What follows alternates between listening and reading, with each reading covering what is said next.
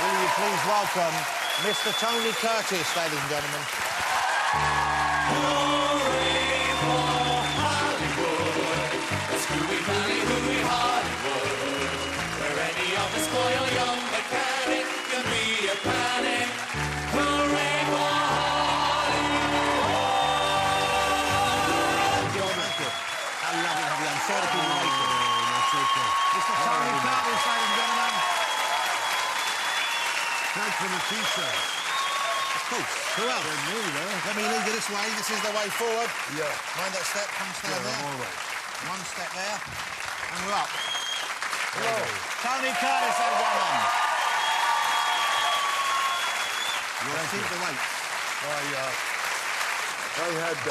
I had pneumonia about a year ago, and I was in the hospital for a while, and I lost the use of my legs. I thought it was going to be permanent, but it wasn't. It's just that because I didn't use them. So I'm getting my molars back again, and look, I can walk. I can walk like this. Well, let's take it easky. We don't want to go too... Jonathan, I'm so happy to be with you. Thank you, sir. Thank you, sir, for being here. Oh, you work hard, don't you? Probably harder than I need to. It's my own fault. Sit down? Yes. How great to have Tony Curtis with us, isn't Thank it? you.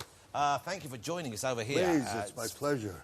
It's fabulous to have you. I've been a fan of yours just about since I think the first time I remember watching movies. So many fine films you've been in, and we just saw a clip, of course, from one of the finest. Yes, thanks. Some Like It Hot, Billy Wilder. What an experience.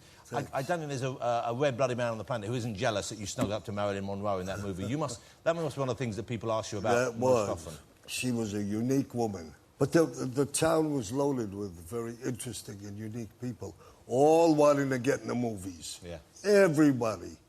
There was some magic way that led you to it. To Hollywood. When I was in the Navy, I was a signalman. And I was in Yokohama, Japan, and they had a big arc light, big one, which had carbon in it, and they would light the carbon, and that's how they communicated from ship to ship. And I, living on that base, we had to keep it clean. So we'd take the carbon out, and I'd wipe it. And I'd look, and this big concave mirror was me. And I looked so handsome. I loved it. I just would stop and give it all my looks. And that convinced me to get into movies. See, little You things were. like that. You had a remarkably handsome physiognomy, or whatever they call it. But, you know, being back then, and Tony's over because he has a book out. It's a fabulous read. Yes. It's called Tony Curtis, American Prince. Yes. And this is, you're saying, this is the definitive story of your life. This is the telling that you would hope to leave for all of us to enjoy.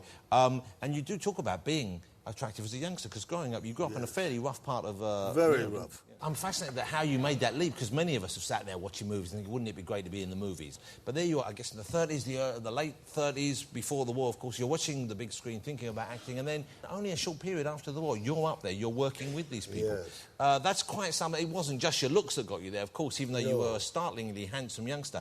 It was talent as well, and it was ambition, I guess. You knew you wanted to do that, and Well, and there you was found an a way. energy in me that wanted it so badly. And combined with my looks, it was a perfect venture for me. You know, I always felt I was going to make it. But you knew you were good-looking, of course, and I guess that helped you get confidence. In that kind of an environment, at that kind of a terrible period of time, I was a good-looking kid. Real good-looking guy. Yeah. And it made me feel good. All the girls looked at me, and I looked back. Because you've always had a love of women, of course, haven't you? Well, women are my life. I love women. I love talking to them. I love the way they behave. Us scruffy men. Look at her coming down the street. You know, we don't... I stay out of that kind of group. But, of course, you're a very happily married man now, aren't you? Yes, I am. You've been Beautiful married a few wife. times before, but this one is like the real deal, and the best one, I think. We've been married 15 years now. Congratulations. That is quite something. Thank you. Knowing your love of ladies' company, 15 years. I was getting married every 3 years. As soon as the guarantee was over. In your book, you tell how the night you met your wife. Would you tell us that story? Because it's a fabulous story. There was a restaurant in L.A. called Nicky Blair's, and it was on Sunset Boulevard on the main street. And he was a good friend of mine, and I was in there a lot having dinner. I'd go in by myself. And I went in by myself one night. I'm sitting at the end of the restaurant, and I look. There's this incredible-looking girl in a white blouse with black spots all over it. And I walked out just so I'd get another look at her face. And then I turned around and walked back. I said, that's for me. But how am I going to do it? She's sitting with a guy. So she was on a don't date. stop me. I get up again, and I didn't even think about it. And I went right to him. I says, Harry, how have you been?